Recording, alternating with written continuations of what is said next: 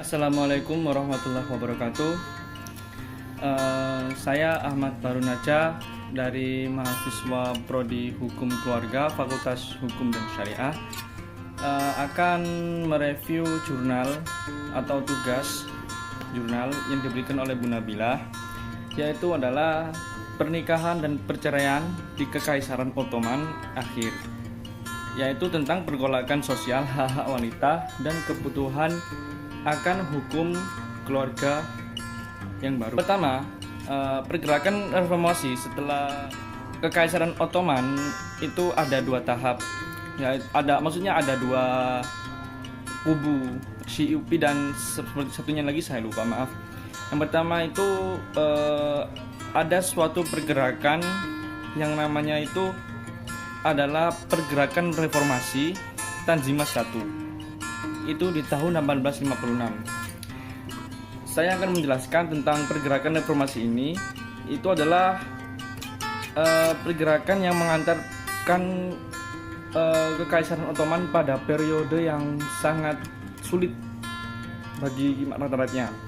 Baik birokrat negara dan rakyat itu harus saling bersaing dengan perubahan sosial. Maksudnya perubahan sosial ini harus mereka itu masih memandang rendah status sosial mereka sendiri.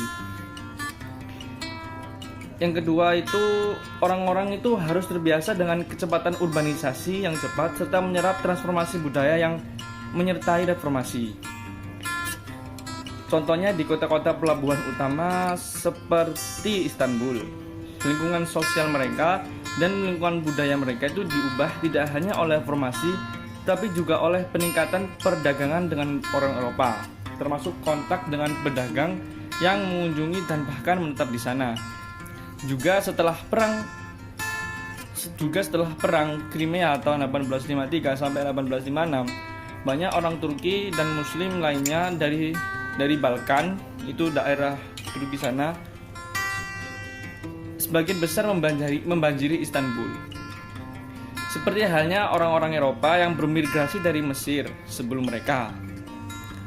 Lalu time skip ya, seiring berjalannya waktu, gaya mengkonsumsi mereka itu sudah banyak ditiru oleh penduduk asli dan berbagai tempat kota, budaya, bahkan urbanisasi mereka itu ditiru oleh orang Eropa dan dikembangkan secara bertahap selama masa reformasi kota Istanbul.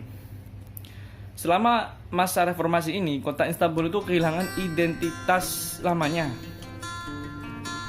Rencananya yang kota perang, kebakaran dan krisis keuangan serta pembubaran Kekaisaran Ottoman secara bertahap semuanya mengubah kota dan penduduknya.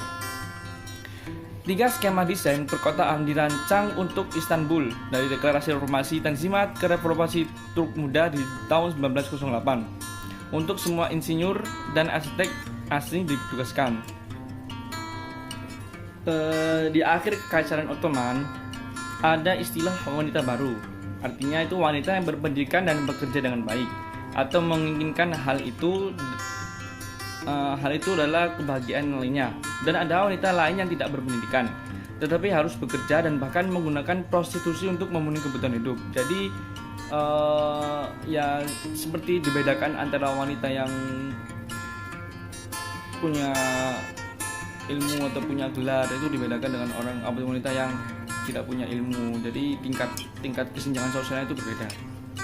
Kelompok pertama memiliki harapan dan prospek perkawinan yang berbeda dari orang tua mereka dan menuntut hak untuk menikahi siapa yang mereka pilih dan menuntut untuk bercerai jika mereka tidak bahagia dalam pernikahan mereka. Jadi kelompok pertama ini adalah kelompok orang atau wanita yang punya ilmu atau punya berpendidikan atau punya istilahnya punya harta lah. Jadi mereka tuh bisa untuk menikah dengan orang yang ingin dipilihnya dan bercerai tanpa bercerai terserah mereka, asalkan mereka tidak bahagia bersama dengan para elit kota yang berpendidikan pria. Jadi mereka mereka tidak mau untuk menikah dengan orang yang biasa. Jadi mereka ingin menikah dengan orang yang sederajatnya dengan dia.